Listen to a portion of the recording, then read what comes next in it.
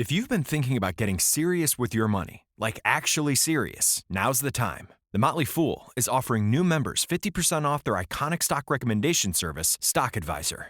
This is the same service that's crushed the market with recommendations that have returned 1,057% since inception, compared to the S&P 500's 180% over that same period.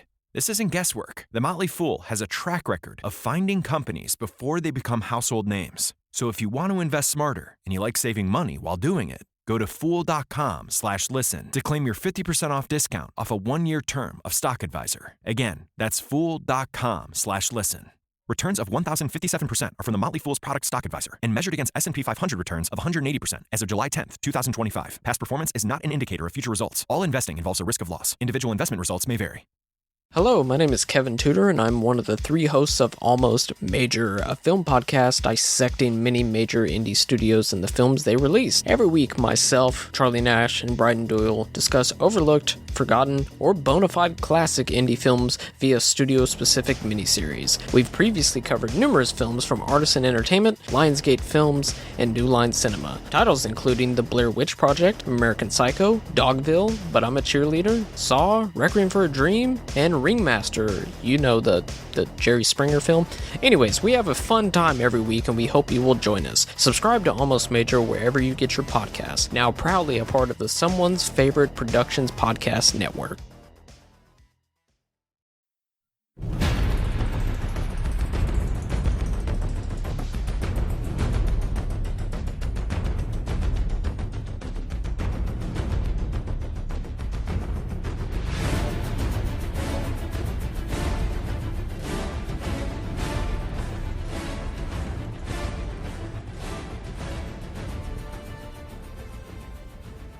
Hey everyone, and welcome to the Kulturecast. I am your host, as always, Chris Stachiw, and I am joined this week by Yashar Pirasteh, the only person who can get their stuff to work. Apparently, Swan is under the weather today, and Jacob, unfortunately, has been having some technical difficulties with his recording equipment. So it will be Yashar and I doing it Dutch. I don't know what that means. Something about jerking each other off at the same time. What? Doing the Dutch rudder, dude. You know, I put my hand on my dick and you jerk me off. Haven't you seen Zach and Miri make a porno? Oh, yeah. Double Dutch. We got to do the double Dutch rudder. I do my arm and you do your arm. It's like a boat. Going back and forth. Don't worry about it. We'll do it later. So this week we were doing The Dark Knight, which is Jacob's from Jacob's top 5, and Glengarry Glen Ross, which is from my top 5. So let's get into the one that kind of is more well known, I guess. So Glengarry Glen Ross. Yeah, I mean, I think it's a better movie, but that's just me. Yashar, what are your kind of quick thoughts on The Dark Knight? Good to great movie. I think it's a little overrated. I don't really think it's that much better, if at all, in the first movie. And it has some, I think Two-Face is wasted. Not so much pre-transformation, but post-transformation. And, I mean, Rachel is dumb. A worthless character. Dumb. Well, and, you know, and I think the fact is they cast 2 actresses who I don't really hold in high regard as either role, either. Maggie Gyllenhaal, I think, is a generally pretty good actress, despite the melty face. The melty face.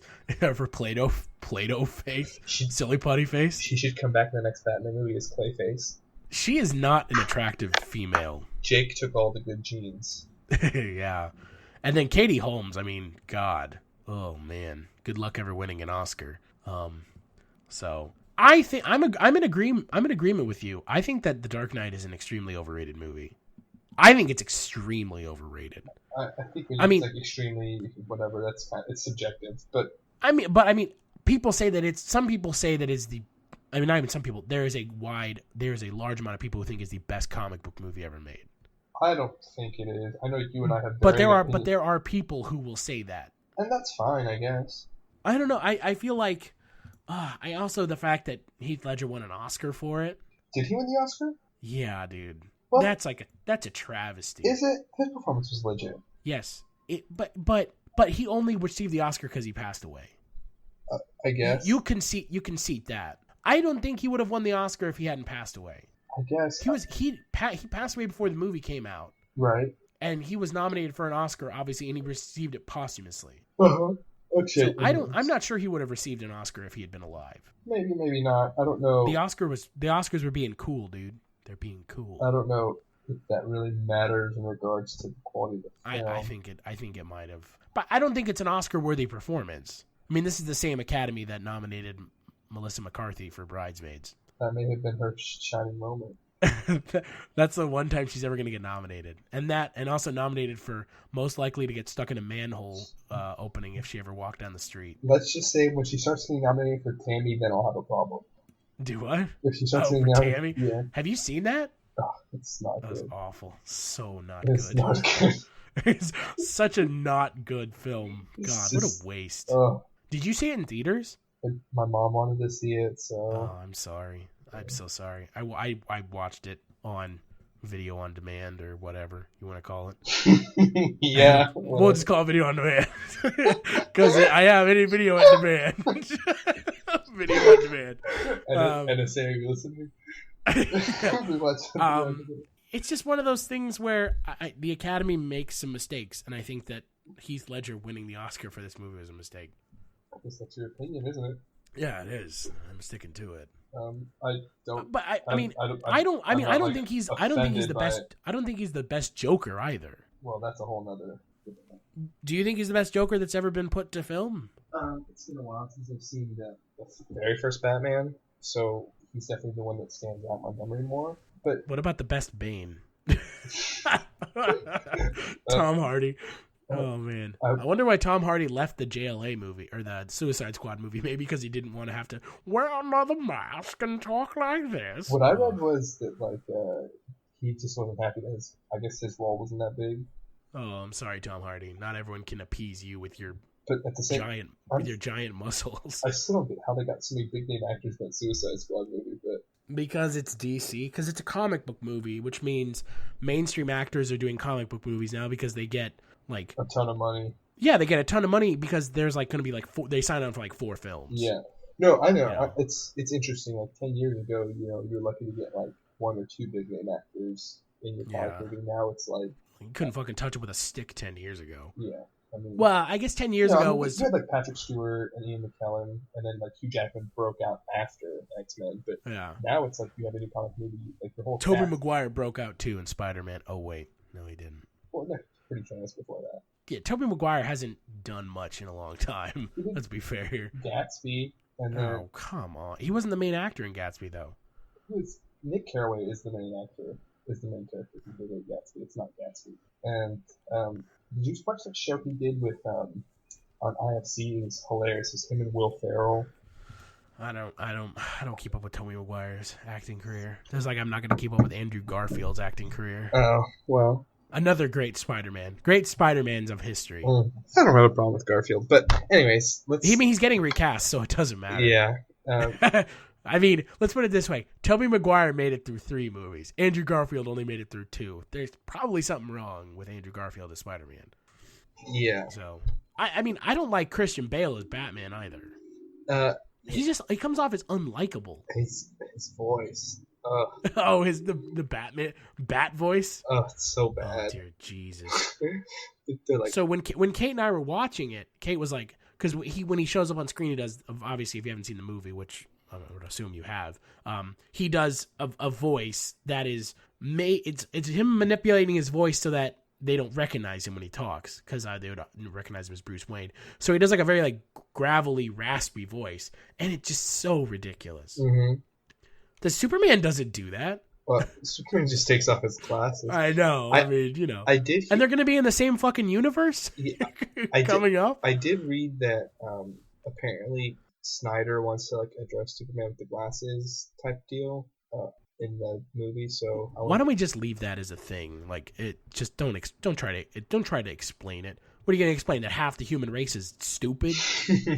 Well, I mean, like, how can you possibly explain that? I can't. Those glasses are really magnified, his eyes.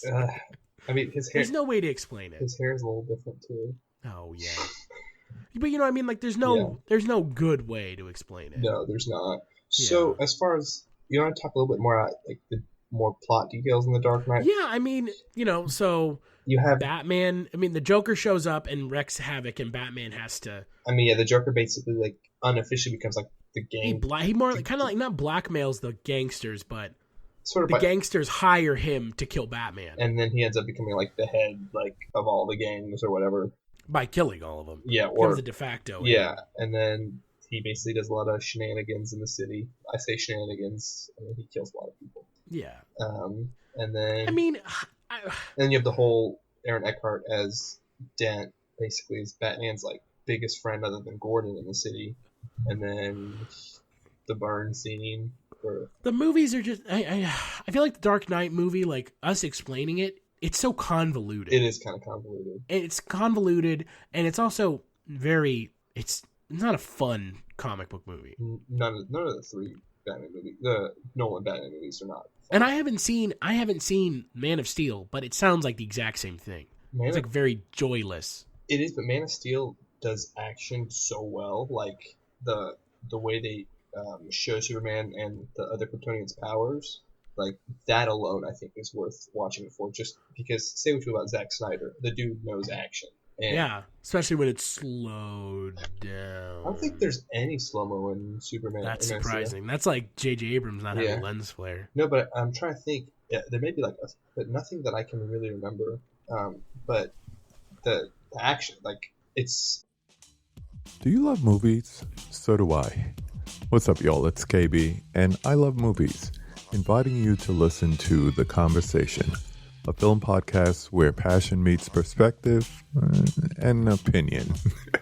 From the old school to the new, I invite a guest on to discuss the movies that thrill us, challenge us, break our hearts, or even blow our minds. There's always new episodes dropping wherever you get your podcasts. So join the conversation.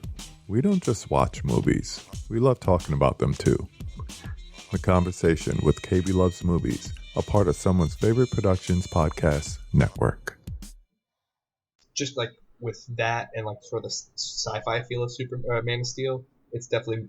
I like Man of Steel more than all three Batman movies. Let me put it I don't think Christopher Nolan knows how to shoot action at all. Oh, he doesn't. That's why there's no action in any of the Batman movies. There's there's action, but most of the action in the Batman movies you realize is like vehicular. Yeah, or like really quick cuts. I don't know if you remember in the Dark Knight Rises. Dark Knight Rises has a lot of hand-to-hand combat, and other than the Bane fights, which those are pretty cool, but like all the fights he has with like the henchmen, like they're all like really zoomed in. Like, it's really hard to tell what's going on, and they all have guns and just stand around, and that's, like, problematic throughout all the films. I guess the first movie, Roz, can fight, and he has a pretty cool fight with Batman. The second movie, there's not really any cool action, like, as far as hand-to-hand combat goes, and the third has the Bane fights, but the rest it's just messy. It's not very good, You see these like Christopher Nolan's not an action movie director. He's a cerebral. I don't know. He directs cerebral movies. I don't even know how to describe Christopher Nolan. I understand that, but you think like Christopher Nolan's up his own fucking ass. How's that? That's my feeling about Christopher Nolan. He has access to the best fight people in Hollywood. And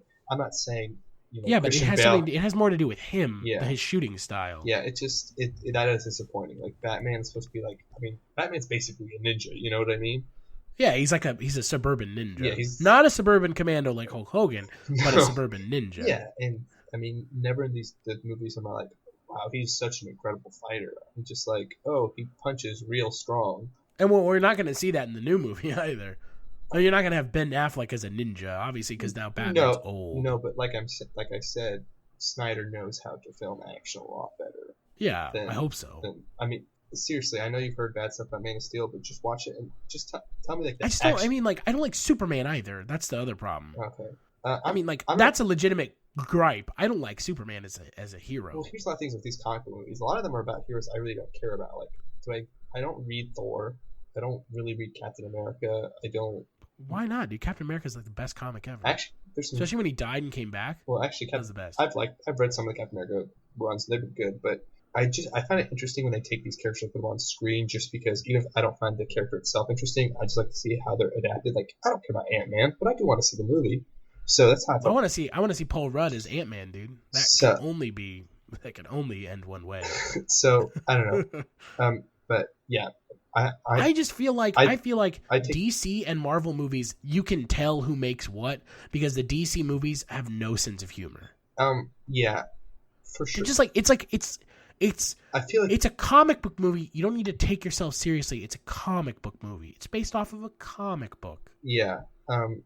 But it's not fun. No. Watching The Dark Knight's not fun. It's 2.5 hours. Yeah. You know what I mean? It's enjoyable. Like, it's enjoyable. Like, I have nothing wrong. You guys gave me, I don't like long movies. That has nothing to do with it. It's more of the length. The length needs to be justified by the quality of the movie. And I don't think this movie justifies its length with the quality of the movie. I mean, when I watched it didn't drag for me. It's a long movie, but it's joyless, but I don't think it's not entertaining, if you get what I mean. Like, no, I mean, it's entertaining, but it's just not, it's not a fun movie. No, there's some movies that just aren't fun. It doesn't necessarily mean they're not good.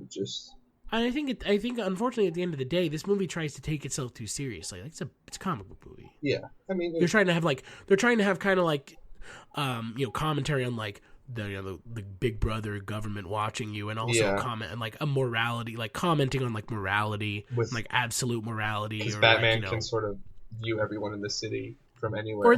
What the whole thing with like how Harvey Dent, like there needs to be like morality with it, and if they knew, their spirits would be broken. Like, good God. Yeah. Like, come on. Like, that's like the politics in Revenge of the Sith. Like, oh, so exciting. Yeah. Thanks. I wanted to know about trade embargoes while watching a Star Wars movie. Like, I don't want to think about ethics and absolute morality or not when I'm watching a Batman movie, unfortunately. Although Batman is a pretty moral character because he'll do everything short of killing people. Unlike Superman. Well, unless it's early Batman who literally carried a gun around and said odd comments to Robin while just popping criminals in the head. Or making odd homoerotic comments to Robin. Just saying, let's sleep in the same bed together. Yeah. I don't know, and I'm not sure this movie is aged well, kind of. I mean, it looks fine. No, I mean, like, I'm talking about, like, the content of the movie, because I think comic book movies have gotten smarter in the last, like, 8 years. Yeah. They have. Especially, I feel like the writing in them, not that the writing is bad in this movie, but... Comic book movies have come a long way since this movie. Yeah. I would say this was... I guess Blade was the first big comic book movie after Batman and Robin, and then you had X-Men, and then it was, just X-Men Spider-Man. X-Men Spider-Man, but this kind of came along right when Marvel started their deal with all their movies. Well, this came out the same summer as Iron Man. It came out the same summer, yeah, so... 2008. This came out the year we graduated from high school. Okay, yeah, so, it sort of sets that, and then from this film on, comic movies became less. I mean, they're still an event, but it wasn't like, whoa, I can't believe they're doing this. Then it became more of like, okay, comic movies are a thing now. Yeah.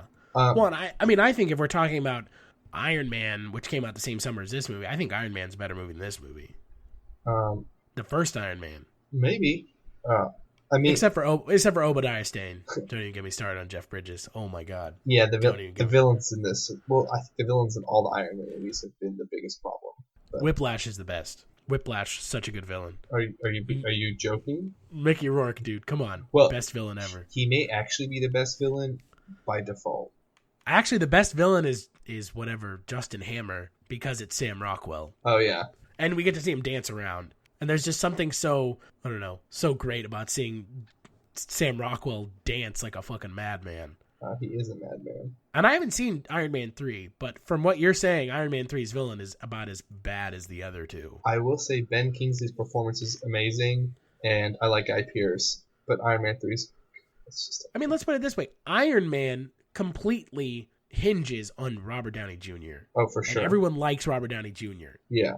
I don't think I would like Christian Bale if I met him in real life. I mean, I think most actors might be that way.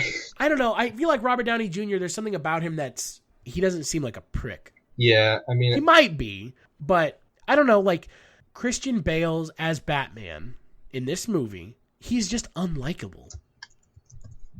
I don't sit and, like, root for him. I'm not rooting for Batman in this movie. I am, because but yeah, I just don't care, is what I mean. Like, I don't care. Batman's kind of a dick. And then, Rachel dies, and he's in conflict. because all of a sudden he's so angry. And we talked about how Rachel is pointless. Rachel's pointless. So much of the first two movies hinges on her. Yeah. Like him wanting to be with her, and he's going to give up the cowl for her. Like, okay. I guess it's good that it gives us that internal conflict that we might not have otherwise, but, like, I never really believed in him he was going to give it up, you know? No, I don't. And it's like they talk about it for like 5 minutes. Like, I'm going to go turn myself in. Okay, you do that. Okay, bye. Great. That's the brunt of the conflict. So I'm going to go do this. Okay, see you then. Like, see you at the press conference. Bye. Yeah. You know. Not that Catwoman and Batman have a very interesting love story, but, like, I was more invested in them than I was. You mean Batman, The Dark Knight Rises? Yeah. Batman is in the movie for 10 minutes? Batman must have a dope travel agent that takes him from some random place across the world to Gotham that, like, no one in the U.S. Army can get there, but Batman But can. he did. Yeah. I wouldn't even want to talk about Dark Knight Rises. That was just not. Oh my god. You want to talk about The Dark Knight's not a bad movie, but Dark Knight Rises following up this movie is like night and day quality wise. It's Dark Knight Rises has a lot of glaring just like plot issues. You know what I mean? Like how did Batman get away from that nuclear bomb? Yeah, or how did he escape once he broke his back? Or are they? Why didn't Batman just die at the end of Dark Knight Rises? Is the real question. So, like, you want me to assume the United States would just be okay with this dude taking over a city for months just because he has a nuke? Like, they're just be like, all right, city's all yours. It's not. They don't. It's like they like grabbed like hodgepodge from like a bunch of Batman comics and just like threw it at the wall for Dark Knight Rises. Bane was definitely impressive though, like physically, like that. I was impressed with that. I guess, but I mean, it's not very true to Bane in the comics. In what way? Well, Bane in the comics is huge. He looked pretty huge to me. No, I mean, Tom Hardy was just a guy. I mean, yeah, movie. he's not like comically huge. When I say comically, I mean like haha. But I mean, Bane in the comics is a huge guy because he is genetically modified with the venom gas. I know. Like, and in the movie, he just like he has a respirator because he can't breathe, right? But he's also hooked I guess it's never actually explained why he has the respirator. It's like it's just like I mean we're to assume he's getting that shit like injected into him, and that like he has some sort of constant pain. I don't know. It was weird. I think it was a wasted opportunity. But but the real wasted opportunity in Dark Knight is Two-Face. For sure. Because like you're like, oh, he's so like I really like this. It could have been like Harry Osborn in Spider-Man, where it's over a certain amount of movies. Yes, like Harry Osborn. I thought that's something no one talks about, especially when people give Spider-Man 3 a lot of crap. But like his character, well, because in 3 he has amnesia for like 5 minutes. But they make an omelet together. Yeah.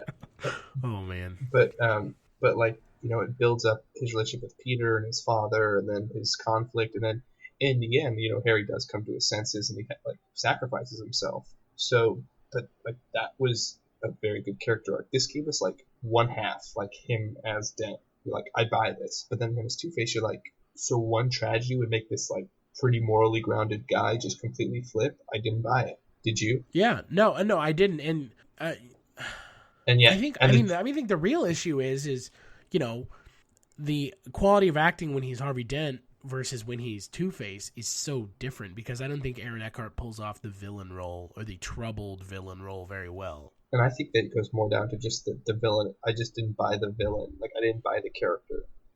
Wait, I mean, like, all it took was Joker being like, I didn't kill your wife or your girlfriend. The mob did. Yeah. So go after them. Like, okay. Yeah, he's like, oh, I mean, I get you want revenge, right? But then he like goes even a step farther and then basically becomes like a pseudo villain.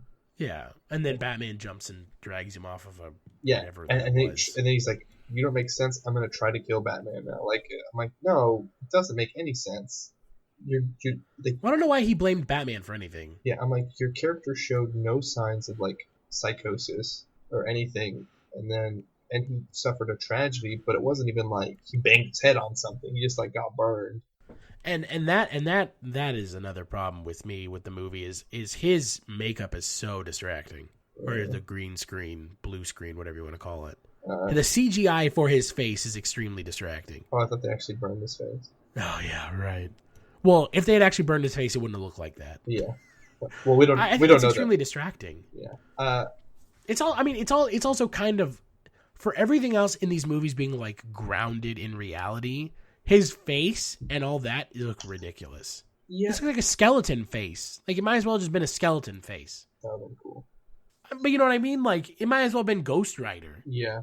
Because it just looks ridiculous. And you're leading me to believe that these movies are grounded in reality, yet this guy has his face burned off, yet he doesn't want any like anesthetic or painkillers or anything. And he's able to survive. Yeah. And his face doesn't like fucking rot off. Yeah, and this wasn't like, even, this wasn't like a month after he recovered. This is like a couple days later.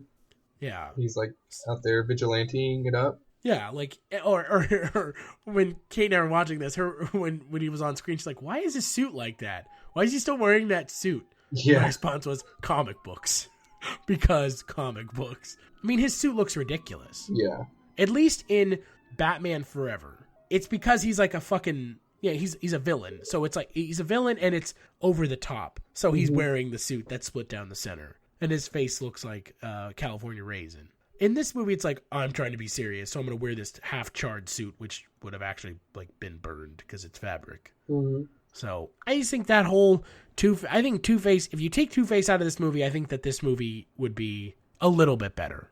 I mean, I think we both agree it's still a good movie. How good it is, I think we have studied varying opinions.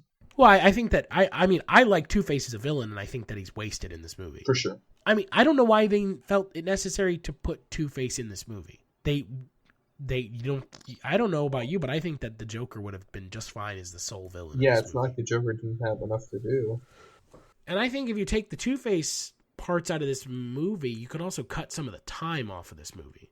Yeah. And you could cut like 20 minutes off of this movie. Yeah, I mean, I like them introducing Dent. I think they should have introduced him and maybe had him turn to Two-Face as like the beginning of the third movie or something, or at the very end of the second movie. Yeah, or maybe just not even go through those transformations. You know, maybe like plan making the villain in the fourth movie or something that never happened. Just fourth movie that never happened. Yeah, just build up the relationship with him and Batman, like Billy D. Williams in the Batman Tim Burton movies. Yeah, Billy, you got vitiligo now? Yeah, all of a sudden he's just white. Yeah, I mean, yeah, I think that was like my biggest problem with this movie is Two-Face. Yeah. It's just a wasted opportunity on a villain that, if you're trying to do like a serious villain, you picked a pretty good one because it's just a guy. Mm-hmm. And instead of elevating that character and making it something that would be memorable, you essentially just tried to cram it into the movie. Mm-hmm. You're shoehorned in a little bit. So, but you know, I mean, I think you're right. This movie is a decent movie. It's a good movie, but just, it's... because of the movies that have come out since it has come out, it's not where it used to be in the kind of pantheon of comic book movies. I think that's fair. Yeah. I mean, people used to say Spider-Man 2 was the best comic book movie ever made. I never agreed with that. I like Spider-Man 2, but it was good for up until that point. Yeah, I just don't even know if Spider-Man 2 is my favorite Spider-Man movie. I just don't really like Doc Ock as a villain that much. Dude, Doc Ock is great. Alfred Molina, classic. It was a great performance. I just don't really care about that. No, I'm with you. Doc Ock is not a villain that excites me. It's like Bane isn't a villain that excites me either, or Ra's al Ghul. I like Ra's. I don't think they did Ra's justice in the first movie. They didn't. Like, he was more of just like, okay, he's a villain. It was like a bad guy. He was just a bad dude. Rather than like some like historically legendary. Well, they also never talked about him being immortal. Yeah, they're like, we don't want to do Lazarus Pits. Well, hey, it's Christopher Nolan, dude. It's grounded in reality. That's my problem with Christopher Nolan. You cannot ground superhero movies in reality because they are fucking movies about superheroes. He just did. He made 3. He tried. But I don't think he's as successful as he thinks he is. Well, he's rolling around in millions, so I think he's okay. They should have had him make a Hulk movie. So the Hulk's just like a guy in like a wheelchair with like horrible cancer and radiation poisoning. The Hulk is just a dude with roid rage. Yeah. I don't know. Yeah, Christopher Nolan's rolling around in millions, great, but I would like to see him make a movie that, is good. Sorry, Interstellar. Interstellar was good. Okay. I'll take your word for it. I'm never gonna watch it. It's like I'm never gonna watch Inception again. I liked Inception a lot. I think it's episode of all the Batman movies. I think that this is.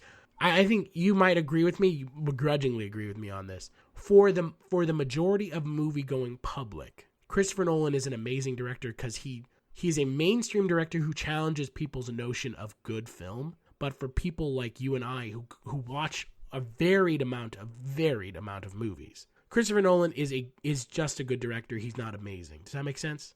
I mean, I'm kind of in between. I don't think everything he does is like, oh my goodness. But for the most part, I'm excited for Nolan films, you know. But you see where I'm coming from, yeah, right? I don't like worship the ground he walks on. Yeah, but like there are a large majority of the viewing public do, because you know they're not going to go watch foreign films or subtitle movies. And I'm not trying to say that I'm better because I do. That's your own personal preference. But don't tell me how Christopher Nolan is like the best director ever. Yeah, you know, because I don't think that's the case. So there are much better directors out there.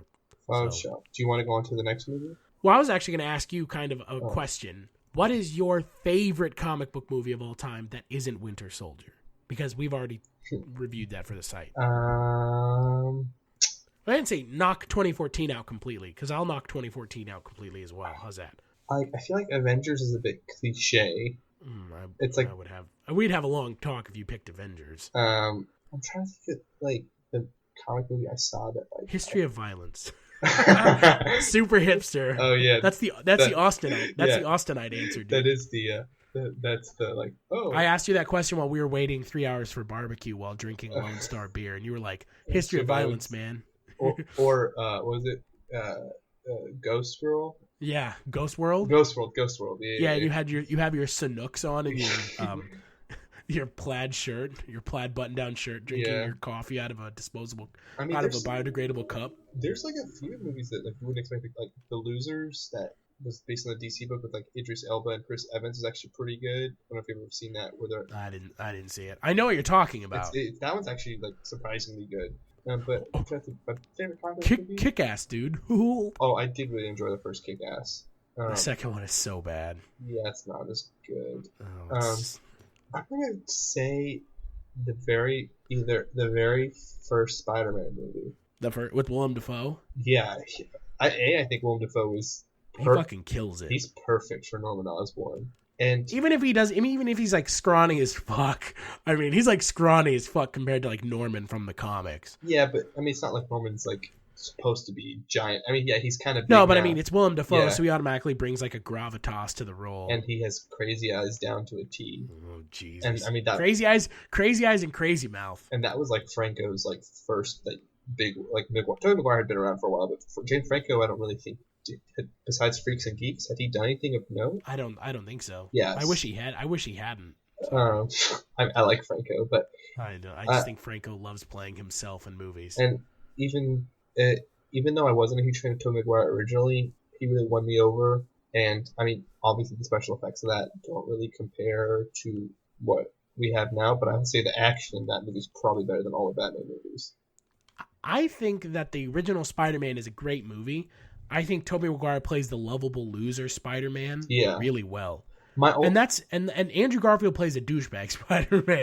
That's why I like Tobey Maguire, because he's a lovable loser. So one reason why I think I may prefer Garfield to Maguire is the one thing they didn't do a lot of that's a huge part of Spider-Man character is like the wisecracking. Like that they did a little bit of it in the Raimi trilogy, but which is kind of surprising because it's Sam Raimi who directed Evil Dead, where like the main character is just fucking wisecracking all the time. Yeah. And so I think as far as which Peter Parker is probably closer to the one in the books, at least the young one, I would think it's Garfield. But I'm not saying anything like it's I guess it's personal preference which one you like. But one is Ultimate Spider-Man. I mean, the new Spider-Man movies are kind of borderline Ultimate Spider-Man. Right. Well, Ultimate Spider-Man is pretty much Andrew Garfield. Yeah, and I would say like. Main storyline Earth 616 Spider-Man is Tobey Maguire. He makes a ton of jokes too. But you have to keep in mind Earth 616 Spider-Man is like in his 30s now. Yeah. So with kids. Yeah. Well, he doesn't have not anymore. Well, he will. You wait. Yeah. You wait. But I'm just Spider-Verse, bro. I'm just saying like the 616 Spider-Man at his age is a lot more mature, but like since we're doing like basically teen Spider-Man. Or Spider-Man. Yeah, although Tobey Maguire is probably a little bit old to be a teen. So, for me though, I would probably go maybe Hellboy. I haven't seen those two in a while. That still bums me out that they never made a third one. Yeah, but I don't really remember much of the details. I just remember I really like them. Those and then the Blade movies are pretty good too. I mean, and those kind of go, yeah, because they're not like DC or Marvel, so no one really like talks about them. I mean, another good one is The Rocketeer. A comic book movie. It's a comic book movie. Yeah. It is. I never actually finished watching it. I watched it it's on Netflix. Yeah, I should finish watching it. It's on video on demand. Yeah. It's on VOD if you're interested. I mean, it's a good movie. It's a comic book movie, but most people haven't seen it because it came out in the 90s, and the 90s were kind of like a barren wasteland for comic book movies. Well, after Batman. Well, yeah. I mean, but you know what I mean? Like, but yeah, it's interesting that like Blade sort of unofficially started like the comic book movie trend, and it's weird because like Blade's such a random character. Like, actually, I have a movie that would be my number one, but I don't want to put it because of what came after it, the first Punisher. Oh, the first Punisher's with Thomas Jane? Such a good it's such a good movie. I haven't seen the other one. It's got John Travolta as the bad guy. Yeah. Showing up at 3 a.m. in a gym, hanging out with some dudes. Yeah, the first Punisher was actually pretty good. It was very true to the comic books. Does Marvel have the rights back to it yet? Because you know how they're doing like the Daredevil show and stuff. They should do a Punisher show. I think didn't they? They made Punisher Warground or Warzone. Was that under the Marvel imprint? Yeah, it was awful. Yeah, they should. I mean, it wasn't awful. It was like a Machete movie with Punisher. I feel like it's like super over the top. It was like Marvel Knights. Yeah, Punisher. I heard it was like really, but I feel like he'd be a character that would make sense on like a show. Well, you heard that Punisher is supposedly in Daredevil? Winter Soldier? Oh no. That was Frank Grillo's character? No. That like there's a character that there's like a U-Haul van thing. They're like technically that's like the Punisher driving that. But you don't see because the same U-Haul van saves Captain America twice. Yeah. Which would be kind of cool if they did it. They haven't really introduced him proper into the MCU. Yeah, and I'm wondering if Marvel's even going to integrate some of those. I mean, like, are they going to integrate Deadpool? Well, Deadpool's movies rights are owned by Fox, so he's going to integrate in the X-Men movies. Jesus. Yeah, he's under the mutant. You know what I mean? So Fox is going to integrate. That's obnoxious. Well, I mean, can you imagine how pissed Marvel must be with them, like them not having control of all of their characters? For sure. I mean, but at the same time, like you have to think when they licensed them out, they didn't have the ability to make the movies. Too bad they didn't have a 10-year plan 10 years ago. Yeah. What the fuck are they doing now? Although, I mean, to be fair though, they've talked about at the end of phase 3 that might be when they get the rights back. I think phase 2, the X-Men movies and the Spider-Man movies like have like a clause where as long as they make a movie every I don't know however many years, I think like 5 or 6, they get to keep. Yeah, but Sony has talked about giving Spider-Man back. At least like renting it to them, like. Well, I mean, I think I'm under the impression that Spider-Man's probably going to be in the Captain America movie. You think so? Yeah, I think so. I was under the impression if he's going to be in anything, it'll be in the third Avengers movie. No, I think that they've talked about him being in Captain America 3 is the kind of rumors that I've heard. And I wouldn't be surprised, would you? No. It's Civil War, and I mean, Spider-Man has like a huge part in Civil War. I will say the one interesting thing about Marvel not having access to like a lot of their big characters just because of the rights, it's caused them to would we have had a Guardians movie if Marvel owned Spider-Man? Like they had, yeah, I agree. They're having to kind of go deeper in the well, and which I think it's better for them and the audience because we get weirder stuff that like we might not see otherwise, and it's not like And I'm sick and tired of seeing the same characters' origin story over and over again. Another Spider-Man movie? Oh, but I mean, yeah, Ant-Man is like who cares really about Ant-Man? But it's like, hey, we're getting an Ant-Man movie that's like at least it's not fucking Spider-Man. Yeah, it's like we're getting like you know what I mean? We're getting an Inhumans movie. We're getting a Captain Marvel. Like it's just characters that may never have seen the big screen like Marvel has to they're like we can't just do like 20 Iron Man movies. You know? I mean they can. Yeah, they probably will at some point. Well, I mean what's curious to me is what happens down the road when Robert Downey Jr. is like I'm not making any more Iron Man movies. Do they recast phase him? the character? They phase the character out? I say you just recast him.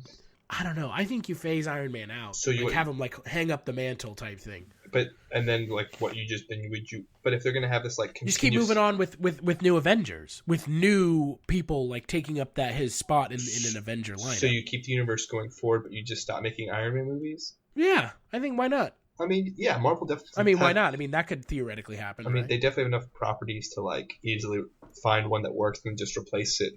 Replace the Iron Man slot. Yeah. I mean, at some point, Or you just have a different character like become Iron Man. Like, there's Iron Lad in the comics who's like. Yeah, you could do that, but I think that dilutes the product of Iron Man. Yeah. Look, you just have Robert Downey Jr. be like, my character, in the movie, he's like, I'm getting too old for this shit. Yeah, but it will be and interesting. He just hangs up the mantle. Because I think by about the end of Phase 3, you'll have some of the contracts ending, and Robert Downey Jr. and Chris Evans are the two I think most likely to kind of step down. So we'll see how they handle them, and I guess from then we'll. And they could do Bucky as Captain America. I mean, yeah, that's a really easy solution that happened in the books, and I don't know how many people are sitting saying, "Oh man, Chris Evans is Captain America is the best thing ever." I think he's amazing as Captain America. I think if we're talking Captain America versus the other like mainstays in the Avengers, I think Robert Downey Jr. wins as the most exciting. Well, he's definitely the one more people like. Oh, he is the character for sure. Yeah, but I think for the most part, Marvel's casting has been pretty on point. Yeah, I mean, even DC's casting, like, say what you will about like Batman gravel voice, but I don't know whose like choice that was. But I mean, Christian Bale's fine. Because not Christian Bale, Nolan's brother wrote the script, right? Maybe? I don't know. I have to check that out. Yeah, I think one of the Nolan, something like that. Because I remember seeing this video where Christian Bale actually did it without the gravel voice, like when he first auditioned or something, without the bat voice. I don't think he should. It's so distracting. It is. It's bad. It's distracting and ridiculous, and it becomes a joke in and of itself, obviously. Yeah. So, but I mean, I think you and I are in agreement. Dark Knight's a good comic book movie, but because of what's come out since then, it's been diluted. Yeah, it's not as it doesn't occupy the pantheon anymore. Yeah, I mean it's a good movie if you like it, if you love it. I'll give you credit. Winter Soldier is better than Batman. Oh, for sure. And Guardians is way better than Batman. And Man of Steel is better than all the Batman movies. I said it. Do what? Man of Steel is better than all of Nolan's trilogy. I don't care. Dude, the Hellboy is better than all the Batman movies. Yeah. No offense. The Batman movies, they're a really strange entry into the comic book movie lexicon. Mm-hmm. I mean, because they're not like anything that had come before it, and from what it sounds like, even with Man of Steel, they're not going to be anything like what's going to come after it. Yeah, it's kind of interesting to see, like, since Marvel's pretty much made the connected universe like a thing. Unless you're doing like an adaptation of like an Image book or something, but as far as like mainstream superheroes go, you're pretty much gonna get them in some sort of connected universe. Well, no, I'm not even talking about that. I'm just talking about like the style and the tone. There have been no other comic book movies that have been tonally like Batman. Maybe like the first Punisher. Not really. Fuck you. What the? Are you fucking with me? Are you trolling? What just happened? The first Punisher movie is just like. I don't know. I don't think that any movie is tonally like Batman or stylistically like the Batman movies, the three. Do you? It's kind of like a thing on its own. Yeah. That's fine. It sets itself apart, very much so, from other comic book movies. And it kind of ushered in this... I think that the most similar trilogy right now to the Batman movies is the James Bond movies. The Daniel Craig James Bond movies. I see what you're saying. They're kind of like mirror images of one another. Like really dark and gritty and... Yeah, like realistic reboots of kind of a fantastical character. Because James Bond's a fantastical character. I don't care what anyone says. Although the Nolan movies did start to trend at like the dark and gritty. That became a thing. Yeah, and the James Bond movies essentially just emulated that. And I think that they're more successful, at least with the action aspect of it. Mm-hmm. James Bond movies know how to shoot action. Nolan is just kind of like, point the camera in this way, punch each other in the face a little bit, we're done. And, and driving a subway into the city with some gas on it, man, that's a plan right there. YOLO. Making the water pipes explode in Batman Begins. It was he was trying to get the gas was in the water and he was vaporizing the water. Yeah, right? with like the giant microwave. Oh man, that right there. And it was going to make the people crazy and all kill each other. Oh, Jesus Christ. Oh, man. the lengths that villains will go to to try and kill a city. Oh, and then obviously, one last thing before we go on, Scarecrow appears in all 3 movies, and he has like brief scenes. Why is he in it? I don't even understand. It's like, because he's like kind of off the rock. He like inspires him. He's like, oh, because Batman scares people, so fear is his thing, and he's like, I'm going to be like a fake Batman. But I'm like, so are you fighting crime? Well, and then in the second one, he just like shows up for like 5 minutes. No, in the second one, he fights crime, and in the third one, you see him sentencing like police to death. Why? How is he fighting crime in the second one? Isn't he with those people that like shoot the gangsters? No, he's like meeting with the gangsters. They're like meeting because he was like selling the gangsters something. But didn't he have like those guys with the bat costumes with him? Or... No, those guys like showed up. Okay. Yeah, no, they weren't with him. Okay. They just like showed up. Oh, I see.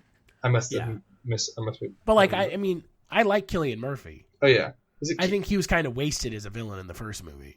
Yeah, but better from what I remember. Better than Dent. Better than Two-Face. Better than Two-Face. And better than Ra's al Ghul too. Ra's al Ghul is to Batman Begins as Harvey Dent is to The Dark Knight. He's like tacked on. Like, they didn't have to have Ra's al Ghul as the guy who trained Batman. No, but it would have been random having him just show up. But at the end of the movie? Yeah, because I mean... but what I'm saying is they didn't have to have him in the movie. They could have just had Scarecrow. But, I mean, the League of Shadows was technically the main villain.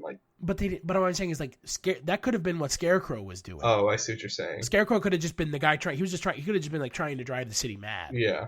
You know what I mean? But instead it was like, shoehorn in Ra's al Ghul. I think that's my main issue with the Nolan movies is he has like 2 villain plots that intertwine in all 3 movies. Who's the second villain and the third?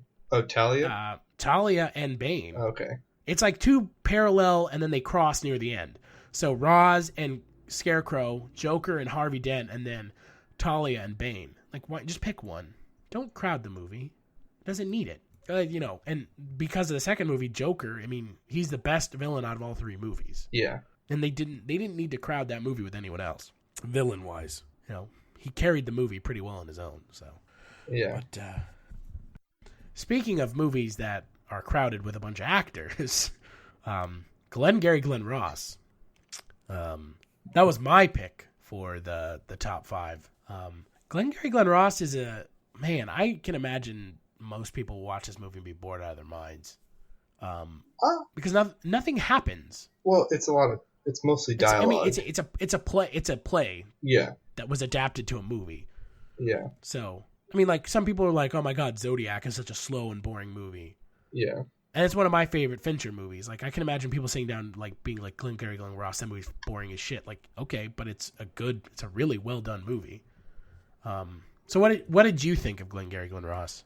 I really, really like it. Like, all the actors, like, the performances are amazing. It has that legendary Alec Baldwin speech, and it gave me the best dating advice I've ever had. ABC, always be closing. I thought it was, what is the other one? AIDA? AIDA? A, attention, or I, interest, D, decision. That one's pretty good, too. He's, Alec Baldwin's in the movie for 5 minutes? Something like that? He's in the movie for one monologue, and that's it. He has, like, the one monologue in the movie, and that's it. Yeah. He's probably, like, I'd say between 10 to 15 minutes. Not even. He's in one scene, and then he leaves. But it's a pretty long scene. Yeah. He's like, I mean, he's the thing that most people, like you said, like he's the thing that most people remember from the movie. So, but I mean, this movie goes down as, one of the movies that I've seen that uses the most profanity. Yeah. They're like dropping F-bombs, and I mean, Al Pacino's character at the end when he's chewing out Kevin Spacey. Mm-hmm. Holy shit. Calling him a god. I don't even want to repeat it. Say it. No, I don't want to. I can't do it. I can't do the Pacino voice. Oh man. So this movie is about they're like real estate salesmen. They sell like something real estate. They're selling they're selling parcels of real estate to like people that they're like cold calling people. And then their boss or I get not a boss, office manager, I guess I should say. That's Kevin Spacey's character, right? Yeah. Their office manager has a guy come in who's sent by the owners of the office, and he says, like, if you guys aren't on this board, the top 2 people on the board are staying, and they get the better leads, and the rest of the guys in the office will be fired. Yeah, and the messed up thing is, like, the leads, like, are what lead to sales, so it's like, why wouldn't you just give it to them? Yeah, well, that's the kind of the irony and the black humor of the movie is it's clear that the leads that they've gotten are fucking garbage. Yeah, and it's like, why, like, if you want them to succeed, like the obvious thing would be like... I think that's the joke. Yeah. I think that's the joke of the movie is, like, the dark joke of the movie is that they want to fire all of them. Yeah, and then, like, correct me, you've seen this more recently than I had, but correct me if I'm wrong, pretty much there's 4 salesmen, right? Yeah, so it's Jack. I've seen this movie. I watch this movie at least twice, 3 times a year because the dialogue is just so snappy. Yeah. But the characters that it follows are Jack Lemmon as Shelley the Machine Levine, and then Dave Moss and George Aronow were played by Ed Harris and Alan Arkin, and then Pacino's character Ricky Roma. He's like who is the best salesman or whatever. Yeah, he's the closer at the office, and it follows the 4 of them. And so Shelley Levine is like, he's like a down on his luck salesman, and he's actually, you've seen The Simpsons, right, Yashar? I mean, not as much as you, but I've definitely watched it. You know the character Gil from The Simpsons? Gil. He's kind of like the down on his luck salesman. That character is actually mirrored off of Jack Lemmon's character in this movie. Oh yeah, yeah. And he's trying to like get money for his daughter. Right. I remember he takes Spacey in the car and does the whole speech, and Spacey's like, "Just get out." Right. Well, that's at the end. Yeah. And then Ed Harris and Alan Arkin's characters are scheming to steal the leads from the office and sell them to the competing real estate agents. Yeah. And then Al Pacino's character is having a conversation with Jonathan Pryce of Brazil, and I guess most people know him from Pirates of the Caribbean. He's trying to convince this guy to buy a parcel of land. But he does it in like a really roundabout way. Yeah, because he doesn't talk to the guy about the land until like way after. I mean, it's that's why he's like an excellent salesman. It's like he like builds that rapport and then gets him.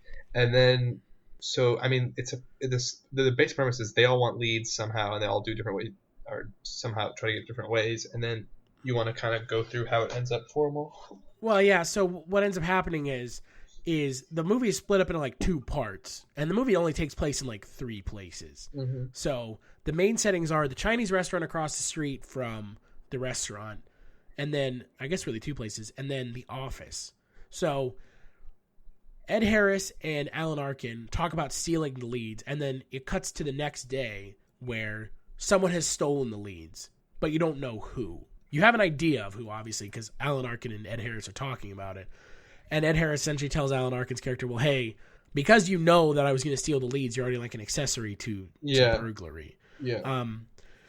So then, because the leads are stolen, they have to like interview everyone at the office.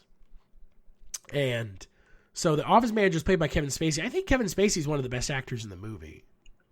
I mean, it's hard to choose really a best. Like this movie is. I mean, my favorite performance in the movie is Jack Lemmon. His is definitely because you don't like him. I don't like him in the movie at all. His character is a schmuck. You didn't feel bad for him? No, because he's just okay. It's hard to feel bad for him when he acts like a fucking prick, and then all of a sudden he's like, "I'm so sorry, I'm so sorry."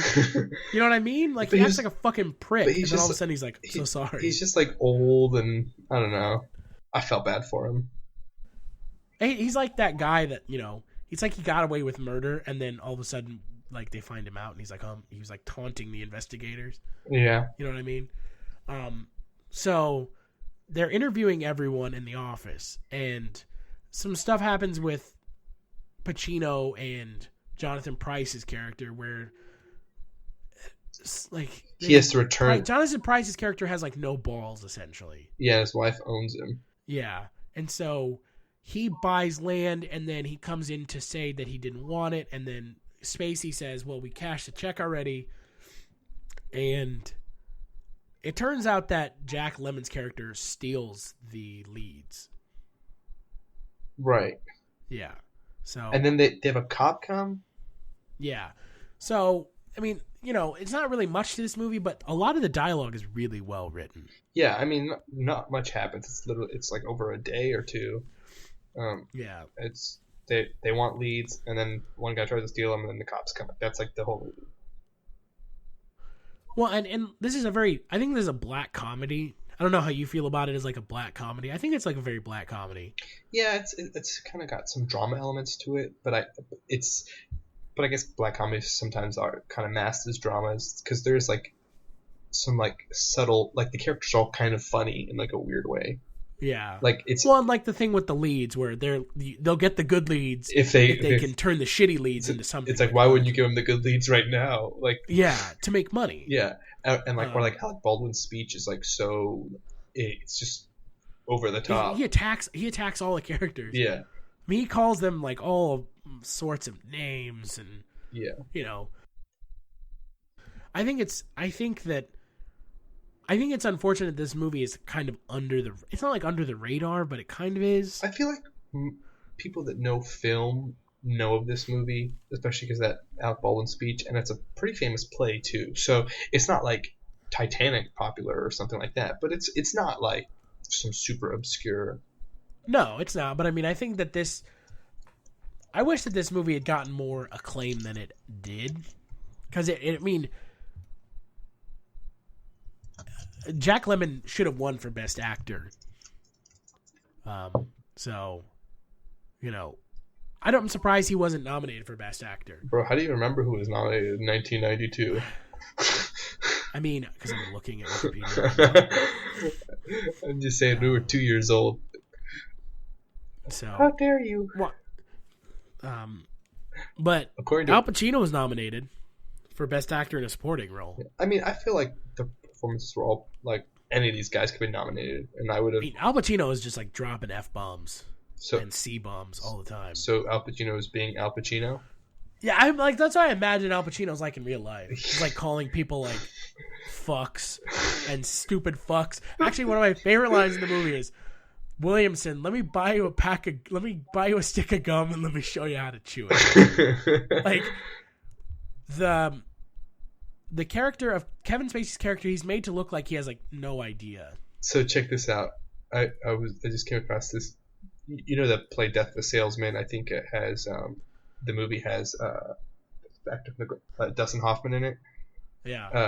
I was reading this piece about Glengarry Glen Ross. The film leading the cast to jokingly refer to it as Death of a Fucking Salesman. I mean, it's kind of got the same themes as Death of a Salesman. Especially Jack Lemmon's character. Because they're trying to like convince themselves that like what they're doing matters. Yeah, and they're not past their primes, and I mean, like, which they all are. Yeah, like you could have easily taken the character from Death of a Salesman and made him one of the guys. Willie Loman, you mean? Willie Loman. Yeah. Yeah, I agree. Like they're I don't know what kind of relation they have as far as when they were written and things like that, but they're definitely kind of deal with a lot of similar themes. Whereas Death of a Salesman is more of a drama. This is more of a like dark black comedy. Yeah. Well, I think that this movie kind of has more. I don't know. Like this movie is more relevant for now. Like I wish that I don't know about you, but in high school we read Death of a Salesman. Yeah. This movie, this play, has more like real world and like more cultural relevance now than Death of a Salesman does. Oh, for sure. I mean, obviously, we're not going to read a play that they're dropping, calling people cunts.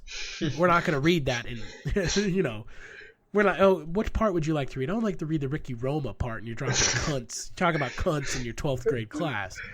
But you know what I mean? Like this movie. Like, you've tried to sell stuff before. I've done. I mean, like you can relate to this. Yeah, for sure. I mean, like doing whatever it takes to sell something. Death of a Salesman is more about like reaching the end of your line, and this is more about like how far will you go? Yeah. Like to what lengths will you go to succeed? Right. And to make a sale. And it's Al Pacino's character is like the ultimate scumbag character. And it's like a cool film because it's like the solution is there the whole time, and you're making these guys want to steal like a normal shop would just hand out these leads, you know, like because Yeah. ultimately they benefit from sales their guys make. Why would you?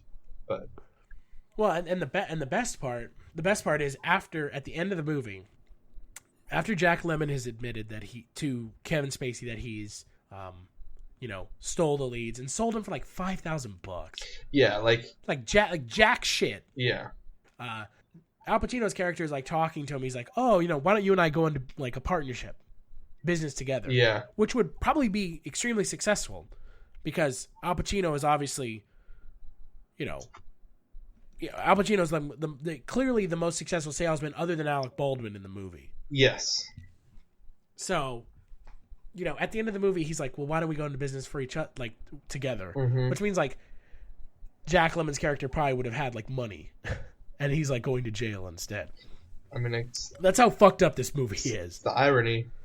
Yeah. Well, that's just like the kind of the black comedy. The comedy of this movie is that, like you said, like the characters, they know what it takes to be successful and they know how to get it, but it's like right there in front of them. They can't get it. Yeah, So I like this movie a lot. Like I said, I'm surprised. Like you said, this is kind of like, people say it's like a foodie restaurant.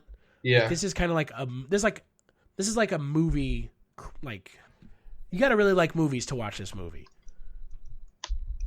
mhm, You got to really enjoy movies because this movie is kind of a hard movie to sit down and just like watch because it's just an hour and a half of talking. There's no like actual like action or it's just a lot of like character development.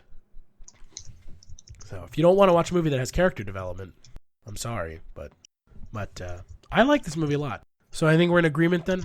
yeah. I think so. I think you and I are in agreement. This is a good movie, worth watching. Definitely. Probably a better overall film.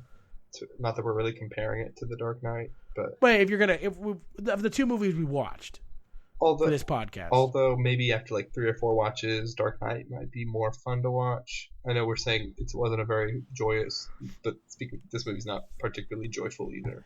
no, but this movie has better performances. Yes. If we're talking about like better performances, like this movie makes Dark Knight look like it was filmed by a bunch of high school kids. And the action is about the same. Yeah, right. There's about the same amount of action in both movies. Characters talking to one another, and then there's a huge car chase. Yes. Yeah, where the thing flips over. Yes. But yeah. So I mean, Do you want to? Did you want to talk about stuff we'd seen recently, or? I'm really trying to think what I had seen this week. Have I seen anything this week? I think I was sick all week. I can tell. So yeah, it still sounds. Oh, like I watched Koyana Squatzy last night. What is that? You haven't seen Koyana Squatzy? Is that a movie? Yeah, it's oh Jesus. So it's like it's not really much of a movie. It's like a documentary, but not really. I see. It's moving pictures set to music. Sounds terrible. No, it means like, I don't know. Look it up. Koyana Squatzy. It's not a movie you sit down and like watch to like enjoy. It's a movie you experience it. If that makes sense. I see. It's weird. Oh, it's not on Netflix. Just go video on demand. Also, seeing as I had on my computer, I did find my laptop yesterday, like afternoon, after looking for it for like 2 days. My roommate had hid it from me. Oh, yeah, you were right. Someone did take it from you. Because I was freaking out. I'm trying to think if there was any news from this week. There's some casting news. They cast Cyclops, Jean Grey, and Storm. Yeah. Cyclops is some random dude. Storm is some random chick, and Jean Grey is Sansa from Game of Thrones. Well, thank God that most of them are random. Give new actors a chance. Yeah, no, it's cool. And even Sansa, like she's in Sophie Turner. I mean, she's in one of the most popular fucking TV shows on TV. But like, this could be a real breakout role for her as far as like getting into film. Yeah. Well, I mean, in the way of news this week, this was kind of a slow week. Yeah. Star Trek 3 is going to be co-written by Simon Pegg. It's kind of interesting if you like Simon Pegg, which I do. And actually, one thing about Suicide Squad, apparently Jake Gyllenhaal passed on Tom Hardy's. Yeah. I guess Jake Gyllenhaal doesn't like money. So. Oh, no. Speaking of Suicide Squad, Batman might be in Suicide Squad. Yeah, but I mean, it's not that big of a deal because we're going to get to see Batman before. Oh yeah, I know. You know, I mean, it's cool that he's going to be in it, and I would have been surprised if he wasn't. Yeah, it makes sense, especially if you can have the Joker in it. And I think it's probably going to be one of those things where Batman might be in like the last act or something. So is the new Suicide Squad movie is going to be the first time we see the new DCU Joker? Yes. Supposedly. Yes. Because Man of Steel basically started is the first official DC film. DCU. Yeah. And then... I mean, that's what we're going to call it, right? Because the other one's MCU. Marvel Cinematic Universe. DC Cinematic... Or, I guess it's DCCU. DC... Yeah, I mean, whatever. Cinematic Universe. But yeah, it doesn't have that ring to it. And then, I guess the other thing is Melissa Benoit from Glee was Supergirl. I mean, I watch Arrow and Flash, so I'm a pretty big fan of those shows. I'm not a huge Supergirl fan, although I did read her run from like 4 or 5 years ago. I liked it. Would you say that DC's TV shows are more successful than Marvel's? They have more of them. Like I've liked all of them. Like Agents of S.H.I.E.L.D. is like, especially in season 2, got really good. Peggy Carter's been pretty good. I will say DC's probably Gotham is probably the weakest one right now. Gotham. I've heard nothing but bad things about Gotham. Gotham is weird. Like some weeks it'll be really good, and then some weeks it'll just be like. So it's wildly inconsistent. Yes. Yeah. Like I like the main actors are really good, but you have like too much unnecessary Bat stuff. Like I don't care about Bruce Wayne. I don't care about Catwoman. I think once Gotham, and a lot of first season shows have this problem, but once they kind of focus on more what they want to be, I think it'll benefit. Well, I don't even know why they need to talk about Batman at all. He's a kid. Yeah, I mean, Gordon's investigating his parents' murder. Like that's a pretty big thing, and like that's fine. Like I don't have a problem with that. But there's like so many unnecessary scenes with the young Bruce Wayne that like if you just cut those out, I think it would help the show a lot. Gotcha. But I mean. As far as the Supergirl show goes, I'm gonna at least probably watch the first couple episodes, see how it goes, because kind of like how comic book movies have been, relatively good and consistent. The TV shows are gonna be a thing now, and we have Supergirl. I mean, the TV shows are they're successful. Yeah, so. I mean you have the Flash and Arrow and Constantine and Gotham for DC, and then you have Agent Carter and Agents of S.H.I.E.L.D. and then Marvel's doing their Netflix stuff comes out this year. Daredevil and maybe Jessica Jones comes out at the end of the year. So yeah, I'm excited for Daredevil. Did you you said you watched Constantine? No, but I've heard it's actually not bad. The only reason I haven't really watched it is I kind of thought it'd get canceled, so I'm like I don't really want to invest in the show. Yeah, I had heard that it wasn't going to get renewed, but now I've heard it might. Huh. So I've heard it's like not like the best thing ever, but I've heard it's like pretty solid. Yeah, I mean, I like the movie, so. So you weren't on last weekend when they came out, so I figure I'll ask you, what do you think about the Oscar nominations? Really the only glaring omission for me was Gone Girl. Oh, it was like totally unrepresented. I don't know what it is, and I don't know if you listen to the podcast or not, but Jack and I and Jack Swan and I have a theory kind of going that Martin Scorsese's problems with the Academy, not winning for like anything that he made that was like his best stuff, like Goodfellas, is going to be kind of like what Fincher is going through. Has Fincher ever won before? No, but he's been nominated for Benjamin Button. And he got snubbed for Zodiac because Zodiac wasn't shot on film; it was digitally recorded. Yeah, that happened. That was a thing. Mm-hmm. So he has been nominated 2 times, I believe, and he hasn't won. I have a feeling Fincher's going to finally just win for something that's like not the best thing he's made, but whatever. It'll just be something. You know what I mean? Mm-hmm. So I don't know, but. What did you think? What did you think about Bradley Cooper being nominated for American Sniper? I haven't seen American Sniper yet, but I have heard, like, regardless of what you think about the politics of the movie, that his performance is really good. So, I mean, that's all I have really to work off of. I mean, I felt like it was just total Oscar bait. I mean, a lot of the movies that got nominated this year were total Oscar bait. Yeah, I do. Like 4 of the 5 performances for Best Actor are people playing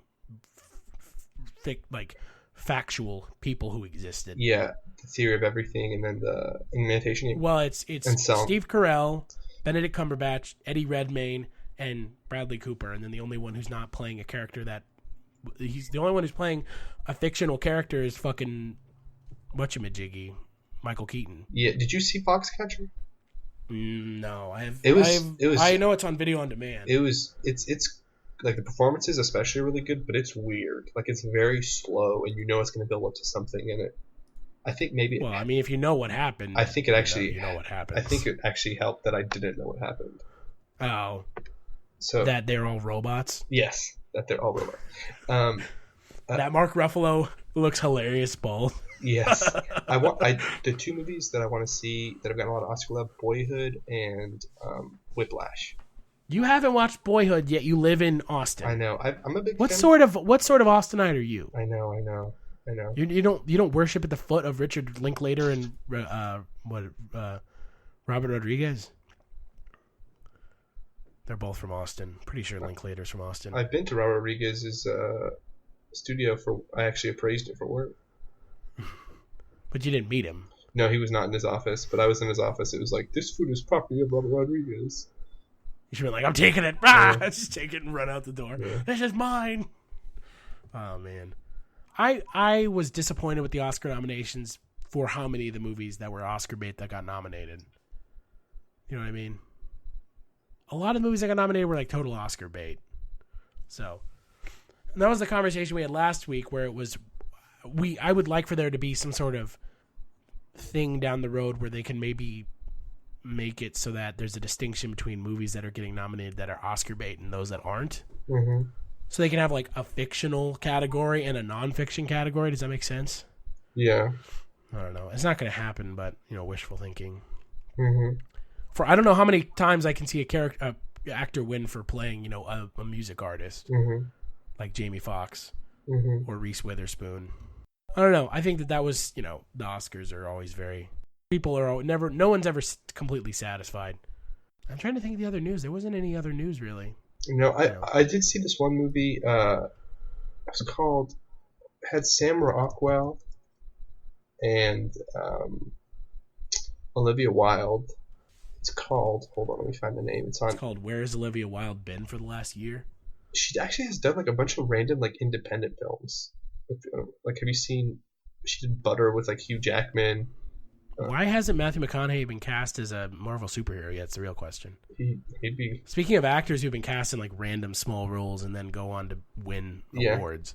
Oh, so the movie's called Better Living Through Chemistry. Sam Rockwell plays like this guy who's in a miserable marriage with Michelle Monaghan from True Detective, and he basically meets Olivia Wilde, who's like this unhappy rich trophy wife, and he starts doing like drugs and stuff with her, and they have an affair. It's pretty interesting. It's not it's the Sam Rockwell dance.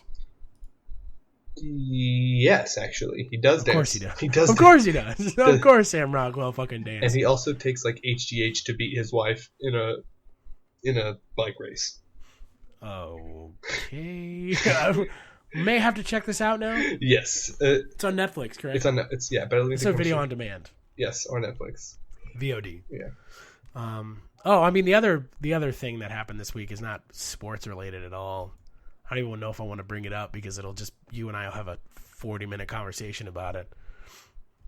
I'm sorry. How do you feel about balls being deflated? It's totally blown out of proportion. Yes, but it's the principle, the fact that the Patriots have. I mean, I think the real issue with all this is we don't know who did it, and until then, I think we should just. I'm just saying, not fucking postulate. Like Bountygate, remember Bountygate? Like that didn't really even affect how because literally every single locker room has players paying each other for like good hits and stuff, and it was just a PR nightmare. But you saw what he basically ruined the Saints for a season. He suspended their coach and like their GM, and he tried suspending like 4 or 5 players, but Goodell did get away with that. So I'm like, if you're gonna do that for a first-time offender, I just don't know. Where at least this was like actively trying. Because I just don't know anything. I don't know. Honestly, I was watching a bunch of things like ESPN and a lot of quarterbacks. Like, there's no way a quarterback could have played as long as Tom Brady and not realized there were. Yeah, but at the same point, the balls were reinflated halfway through the game. Yeah, and they still scored 28 points. I don't think the issue is that. So wouldn't you say that he actually fared better with the balls fully inflated? Chris, you're not getting what I'm saying. It's not it's not the actual performance. It's the fact that it's the principle. Know, it's the principle. And you look at the week before where it was a very close game, and you could make an argument that may have actually affected the outcome. Like, I don't want to get into that, but because it's this something like this wouldn't have been something they just for the first time ever tried against the Colts. You know what I mean? No, I agree. So they've probably been doing this, if obviously innocent proven guilty or whatever, but they probably. I think that the statement you're about to make is one that is complete conjecture. Yeah, all I'm saying is the punishment needs to be consistent with punishment for other scandals that we've had recently. But I don't think this is a scandal. I think that this is being blown out of proportion. The NFL still hasn't said shit about it because they have nothing to say. The NFL maybe not because Goodell is like best buddies with Kraft. Oh, he is like so. He does. Yeah, okay. And so the referee was good buddies with the. No. All I'm saying that referee was on the Cowboys bus too. Therefore, the Cowboys must have colluded too. No, I'm not saying there's colluding. All I'm saying is the NFL wants its image to look good. They want to do something to the Patriots, but they won't do something drastic just because. I mean, first off, nothing's going to happen. First off, nothing will happen until after the Super Bowl. Oh, yeah. So people can sit and the Patriots say that the Patriots are playing. Fuck you. You think the Patriots are going to get kicked out of the Super Bowl? Like, it doesn't even like me as a Patriots fan aside. I think anyone saying like they need to be kicked out of the Super Bowl, like, okay. No, but so how do you then determine who plays in the Super Bowl? No, the Colts, or the Cowboys, or the Packers? Like, crew. Well, it would probably be the Colts because they would have been the AFC. Yes. Okay, so we just watched the Seahawks murder the Colts. Yeah. Okay. Completely murder the Colts. Yeah. No, but all I'm saying is that.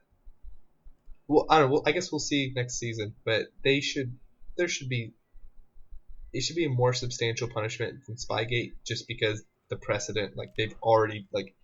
How many strikes can you get? I think what needs to be determined before any punishment is brought down is who deflated the balls and why. They're gonna blame that has still not been determined. They're totally gonna blame the ball boy. They're gonna be like, "Oh, it was him all by himself."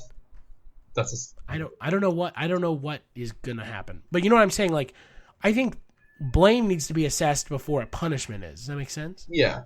No, they will. They'll say so and so did this, and this is the punishment. Oh, yeah. I mean, before because people are like fire Belichick, fire Brady. Like, okay, fire Brady. Like, you're stupid. Yeah, you can't fire a quarterback, you retard. Like, I mean, the Patriots have no incentive to fire. I mean, if Belichick gets suspended, he gets suspended. But the Patriots, they didn't fire Sean Payton. Yeah, they just suspended him for a year, a whole year, and they didn't really have evidence that he was really involved in Bountygate, other than he was the head coach and was the defensive coordinator. So I mean, I think people calling for all these people's heads is. No, I'm just saying the precedent has been set for something significant, whether or not Belichick was actively involved. Well, here's my problem.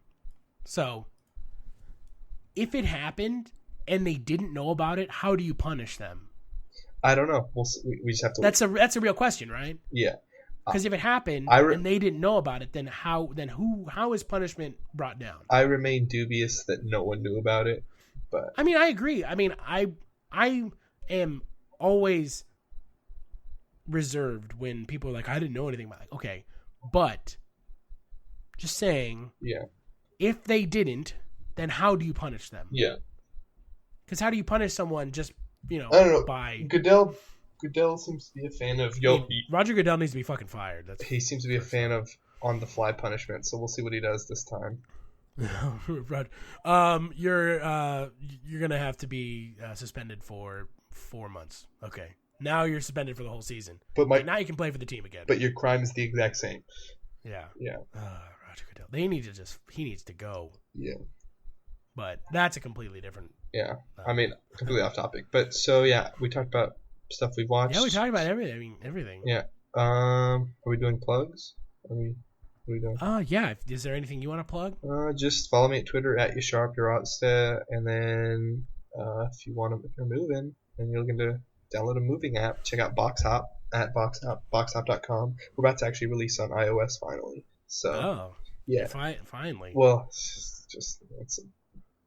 that's what happens when you have like one person that can program and he doesn't. Well, to be fair, also I've tried to publish an app in iOS and it seems like there are more hoops to jump through than are necessary. Yeah, a lot more than Android for sure. Yeah, well, Android. I mean, you and I right now in the amount of time we've been sitting on the podcast, we could have published like 3 apps. You didn't? I mean, like just like if we had an app already, it takes like no time. Yeah, and then Apple has to like vet your app. Like it takes like a week, and anyways. It's one of those things where that's Apple for you. Yeah. So, but you can follow me at HeelStash on Twitter, and also make sure to check out the website cultureshock.com for movie reviews and news and everything under the sun, really. Make sure to like us on Facebook, follow us on Twitter, and subscribe to the podcast on iTunes. And if you want to, I mean, please, by all means, write a review, a good review, obviously. You can write a bad one, doesn't matter. Preferably good. Yeah, preferably. If you're listening, I would hope that you like it. Yeah, if you made it this far. Yeah, if you made it this far, you're just like, fuck these 2 assholes. We'll listen to something else. They're like, Dark Knight Rises was the best. Yeah, I know. Jeez. Yeah, people are just like, fucking Dark Knight Rises, man. Fuck you, assholes. I love that movie. Bane is my favorite. I have a Bane mask that I'm wearing right now. But yeah, and Yashar, thank you for taking time out of your schedule to thank you for I don't even know what, you caught me at a good / bad time. Yeah, thank you for taking time out of your schedule to do the podcast. Also fortuitous that I have seen these movies. Yes, this too is true. Thank God you had seen both of these movies. I don't think you guys want to hear me talk about Glengarry Glen Ross by myself for 10 minutes. That would have been no fun. But with that in mind, I don't know. I don't think we need to do this the way Swan and I do it because it's kind of different. So, I don't know. Thanks for listening, and we'll catch you next week.